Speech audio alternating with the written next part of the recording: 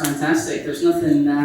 So actually, that went quite well, that particular networking event. I've only known Craig for a little period of time, and every day our relationship grows stronger, and the hatred also grows stronger. So my name's Ross Tavendale. I'm the managing director of a company called Type A Media, and like Craig says, we're an SEO company based down in London Bridge. Actually originally from Glasgow, and actually went to this university and dropped out of it about 9-ish years ago. So it feels kind of weird not to be in here a little bit tanked up listening to like Journeys Don't Stop Believing at this point. But today what we're going to be talking about is data journalism. So a lot of the guys, can I just get a bit of an understanding of the room? Anyone working in an agency here? Couple. In-house? Business owners? Alright, so it's a reasonable mix. So this talk is going to be kind of in the middle with regards to what we're going to be looking at. So like day to day we build a lot of kind of high-end links from places like the Guardian, the BBC, etc. But it's not just a case of reaching out to them and asking for the link or getting the content. Today I'm actually going to go through all of that with you. Is there a clicker? Yeah, it's not real fun. Is this Yeah, I don't know what it's going to work for you.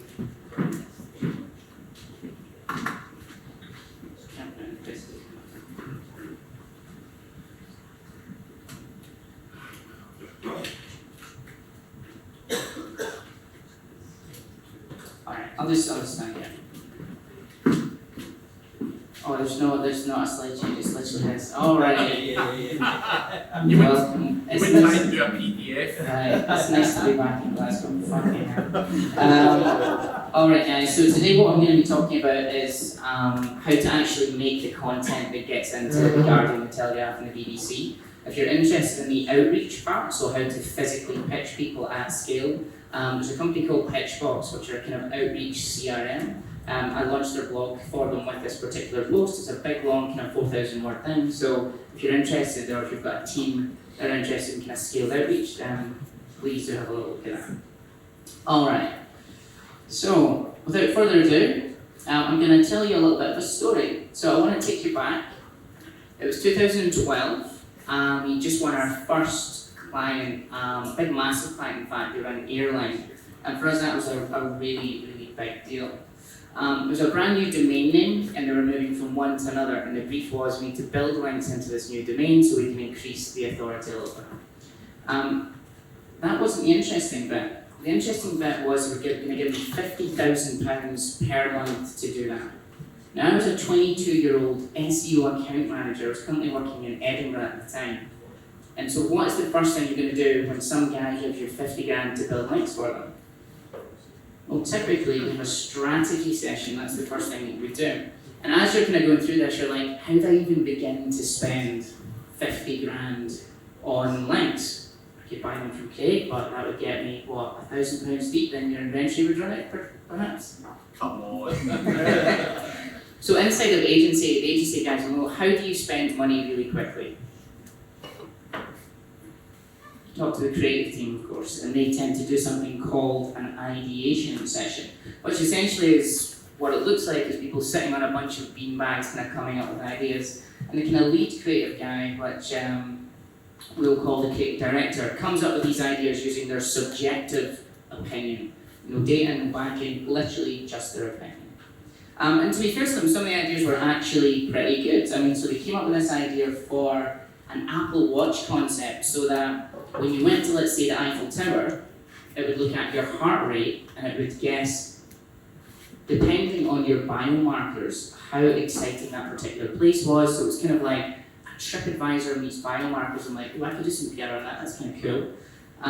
Typically there's always some old guy in the room who's going to talk about QR codes or something that he's just read in the press that day. So after a couple of days of what they call creative ideation, this is what we came up with. So this particular concept perhaps took about £20,000 of that £50,000 to come up with in about 3 weeks. And would you like to guess what we done?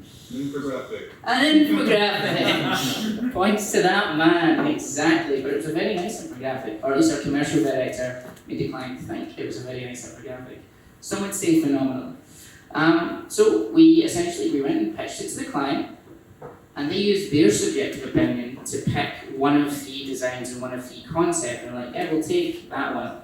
Interesting thing about the client, their job is to maintain a profit and loss account, not to deal with creative, not to deal with marketing, not to deal with brands, but they're the ones calling the shot on the ideas the agency was pushing, which felt a little bit strange. Alright, amazing things started to happen when we of course pushed this 50 grand infographic out. By show of hands, how many people think we got 100 likes? Fuck you guys, we're not that bad. 50 likes?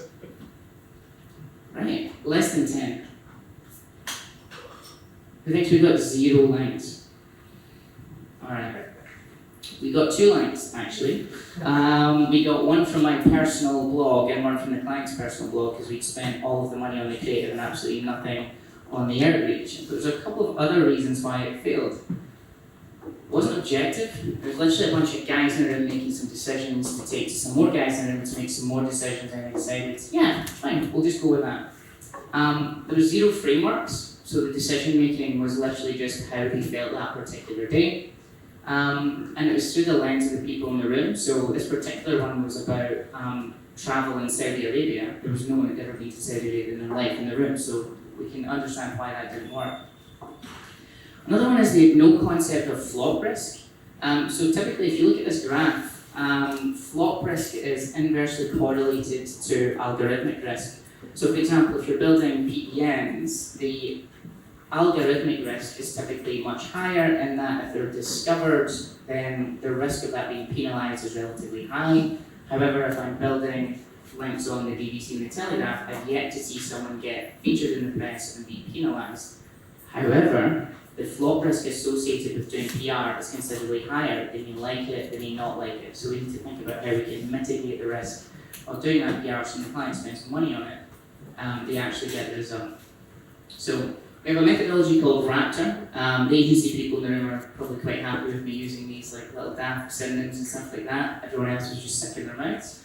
Raptor essentially stands for Research Angles Pitch. That's the first bit we're going to have a look at, and I'm going to take you through how we actually do all of this stuff. So we have something called a rap sheet. So typically, if you come up with an idea, we need you to write a bit of it down and actually tell me why it's a good idea and who's going to physically pick it up. You'd be very surprised how quickly your ideas just go in the bin if you can't come up with one reason why it's going to do well and some people that are going to take the actual work. The rap sheet allows you to do 3 angles and 3 headlines, which means you get 9 total pitches. So when we're talking about de-risking the campaign and reducing flop risk, it's about 11% in total you need to hit. So usually with point-to-point outreach, you will email someone and you will get a link or you will not. But with this kind of style of PR, typically you need to hit 11% of the time, which is a much better odds. So if the client's paying a bunch of money, the likelihood of you getting the link is much, much higher. Alright, so we have something called ideation, which again, the agency people are like, yes, we have greenbacks too, we love ideation. And everyone else feels a little bit nervous when I say that. Essentially what we do is we start with the audience first. I take it we're all on Facebook. If you're doing any paid media on Facebook, I'd encourage you to go to Facebook Audience Insights first and foremost and start putting either your brand name in or your keywords in if your page isn't big enough, and that's going to start spitting out some interesting bits about your audience. So we've done this for casino. Does any men in the room that play casino games? Are you engaged or you're married? Okay. So when we ran this through Facebook Audience Insights, men that play casino games typically are 93% more likely to be engaged than the rest of the Facebook population.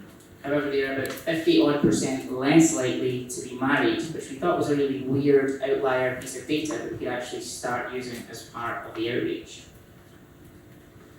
Another thing about people who enjoy casino games, they're really into investment banking and they love a cheeky Nando's because that was one of the things that came up for them. They smell like a teenager because they wear links quite a bit and they also shop at JD Sports. And you play casino games, that's fucking hilarious, I'm literally describing you right now. They're a safe kind of edgy because they like bands like Tenchi Strider and they think a public figure is the dance band Diversity. Fantastic. So we can get an idea of who these people are. The Legend of Scott is one of the major pages they follow, so they think they're a pretty big deal. Are you starting to get a picture of who this person is and the type of content that they might enjoy? So when we start building that framework out and we start making that content, this is the exact same thing the newspapers are doing, so all we're doing is matching these two things together. So in these ideation sessions, we make these assumptive statements. So I want to know this person is this thing, this person is not this thing. And if you look a little bit closer on this, we're making statements like, this is a female 30 to 40 into hobbycraft value shopper from this bit of the world. And through that lens, when we're coming up with ideas, we can actually start to work out if the content will work for them or will not work for them. When we're pitching journalists, if the content that journalist is making does not fit the original person, we know not to pitch them. Alright, so here's the framework. So if you were to look on the Daily Mail website right now, you can see that every single headline uses this framework. So we have a client called Unilab. Last year they were the biggest Facebook page in the world, they're the most engaged Facebook page in the world. 80 to 100 million clicks-ish per month. And because of that, we can have a look at that level of data and we can start seeing some patterns emerging. And the patterns we see is this framework of content. We can see people targeting people's identity, something utilitarian, or something that plays on social information. So, what does that actually mean? Identity is essentially a piece of content that describes you better than you can describe yourself. So here's a classic example of that. Anyone who's left-handed in the room? It's hard out there for a lefty. Being left-handed is an identity factor. Got it picked up in Harper's Bazaar. Really easy. Why you shouldn't ever mess with gingers. Any gingers in the room? In the corner, terrifying. And there you go, it says more ginger men are having sex thanks to Ed Sheeran. We use the identity piece as well as the social information piece. The social information piece, we pick on ginger people at school, therefore we don't think they're going to have as much sex, therefore we break the fact that you think that, we break your social information, and we have identity, we get two in that particular one. Another one is people with ginger hair have genetic superpowers according to scientists. Again, using identity and breaking social information. Getting 8 hours of sleep at night makes you a better SEO person. Thanks for leaving that one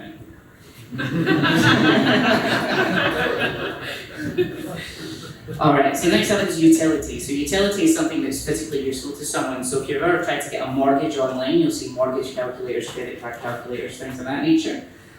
We can do it really simply with content. Anyone ever tried to lose weight? Keep trying, no, I'm joking. What 2,000 calories looks like in fast food, really nice. We've done it for alcohol as well. Again, we get someone who is a dermatologist and we get them to rank the alcohol that's best or worst for you for your skin, package that up nicely for the particular journalist that wants it, and before you know it, we have the likes.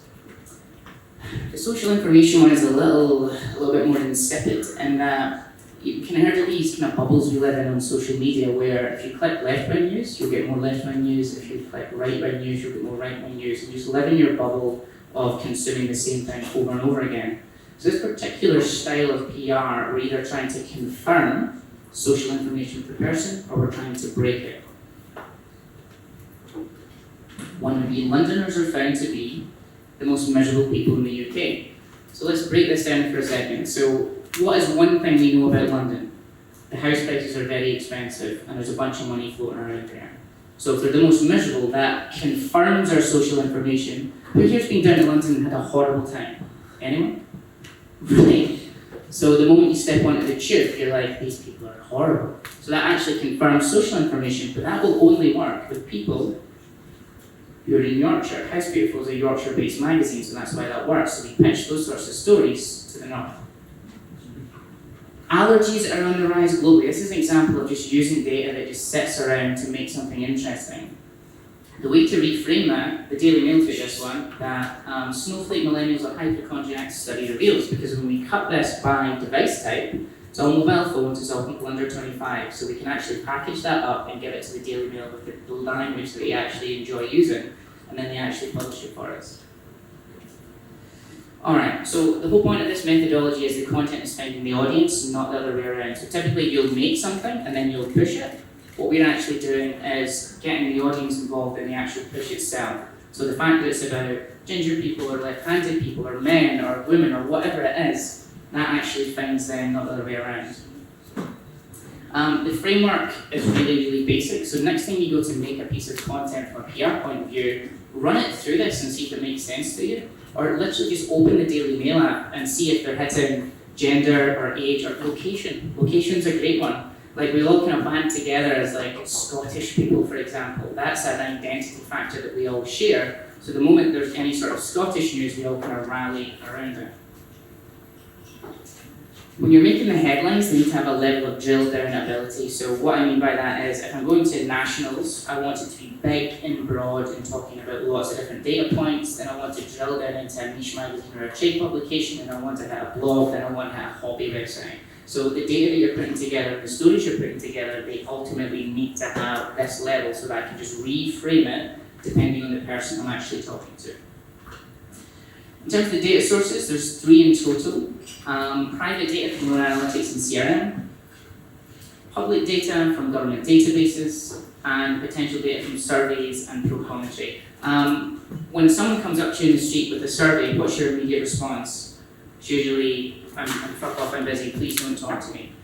So that's actually translated into media. Every single time that we've tried to use something like a Google survey or something like that to get links or to get coverage, only tabloids will cover it. You will literally never get, unless the survey is phenomenal with hundreds of thousands of respondents, I would not try and pitch that into any major tier ones. Alright, so what do we do with private data? Is anyone here from East Kilbride? I'm really happy that I can actually ask that question. Somebody might actually be from East Kilbride. Anyone? Huh? You work in East Kilbride? And you've made it out alive. Congratulations, sir. So, we had a recruitment client and we pulled all their data and their analytics, and we've seen that the most amount of jobs for young tradesmen was in East Kilbride.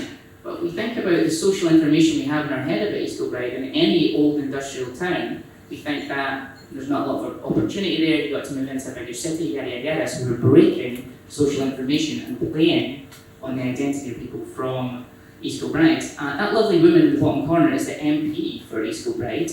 One thing I would advise, if you've got a story, try and strengthen it. If you've got good news, go to the local MP, get them to actually comment on it. She actually raised it in Parliament. She was like, this amazing study, blah, blah, blah. And then we used that in a subsequent press release to keep getting links and keep this story moving and keep this story going. Mash it up with your own data sources. So we have a client who's a casino and they have an esports team. And we have all their salary data. So there's kids who are playing FIFA at home who are getting paid more than 75% of the English Premiership. So literally, there's a guy who plays FIFA who earns more than Ronaldo. Not a joke. And that's quite interesting in itself, right? But then you split it by gender. The exact same time we're putting this out, all the gender pay gap information came out with the government. And the headline then becomes 100% of all female football players that have ever existed get paid less than your teenage son sitting in his bedroom playing FIFA. Of course, that isn't 100% the case, but that particular story and that wrapper hits identity, because it hits gender, and it hits social information, because we all kind of know that to be true. Alright, public data. I love this one. Anyone ever flown Ryanair? Keep your hand up if you're happy with the experience. One, alright, fair enough. Mads, representing. Typically it's a bad experience. So Ryanair cancelled 500,000 flights, I think this time last year. My grandmother was due to come down and see me from Glasgow coming down to London. They cancelled her flight. And I was just thinking about like doing the whole Control F thing. She doesn't know what Control F does. She can't find her flight. The way that Ryanair told everyone was they published 500,000 flight records in a PDF. So you were scrolling, like she didn't have a clue. She was scrolling, she was not coming down. So we took their data, turned it into a tool, so you could put your flight number in, press the button, tell if it was cancelled or not, and then get a refund, put it in a client site. Found some journalists that don't like Ryanair. There's a lot of them. And then we pitched it to them, and it went mega viral beyond belief. And the actual client started ranking for Ryanair refunds, which was unfortunate because it knocked their server over. But another story for another day. slice your data differently. So the government released all this gender pay stuff, and the way they released it was a flat spreadsheet. So they released 100,000 data records from the biggest companies in the UK, and to actually drill into it and make anything meaningful from it was brutal unless you're a data scientist. Thankfully, we have in-house data scientists, so we started slicing it differently. We allowed it so you could compare universities, so we could look at all the top people in universities, compare them. NHS trusts, that was interesting. Because people identify as people who like the NHS. If you're a nurse, you identify as a nurse. You then classify region and NHS trust. You see how this just keeps going and going and going, because we need to have big data sets that get drilled down ability. How do you find your public data? For anyone who's ever done any sort of guest posting stuff, you'll typically do in URL, write for us, then a keyword, and you'll do that at scale to find lots of guest posting opportunities. You do the exact same thing to find free data resources, in particular from universities and the government. If you use .ac.uk or .gov.uk, it'll pull down every single PDF the government have, and if you've got a keyword next to it, it'll pull down the keyword targeted data that you want. Or Google's done us a massive favour. There's now something called Google Data Set Search, mouthful, where you can actually put in any keyword and return the data set that you want related to that particular keyword. So they've used potential data. Has anyone ever done a freedom of information request? Oh, there we go. For PR purposes or just because you're a bit dodgy or what? Just for a laugh. He's so good. We do a freedom of information request for a laugh. Fantastic. So we were looking at all of the football grounds up and down the UK, and we asked St John's Ambulance for a freedom of information request to give us all the heart attacks that happened at the grounds up and down the year, so we could work out the most exciting football ground, or we can cut it by different angles or whatever. And they gave it all to us, and the real genius of getting a freedom of information request, when you package up the press release, just forward on the email from the government with your press release on top of it, and the email chain is there for the journalist to see, so it's been instantly validated as data that didn't actually exist before, that came from the government, that you've packaged up perfectly for them. It's my favourite one. And also it's a 2-week turnaround time, so they need to deliver it to you within 2 weeks. Google surveys, typically we don't do a lot of this. This is a kind of last gasp if we've not got any decent data. You can do a Google survey for £200, get 10,000 or so people to answer questions, and you get a bunch of demographic data. The reason why you like this is because it cuts by region. So if you're doing it in the USA, you're going to get all 52 states, and then you're going to get all the regions, and you're going to get all the cities, and you get all the towns inside the cities. There's about 1,800 total publications you can then pitch with absolutely perfect data just for that journalist. So when it comes to like scale, this allows you to do that relatively easily. So that's everything from me. You're never going to have a viral success with this approach, but you will get repeatable and defensible results, and hopefully you'll be able to build a bunch of decent links. Thank you very much.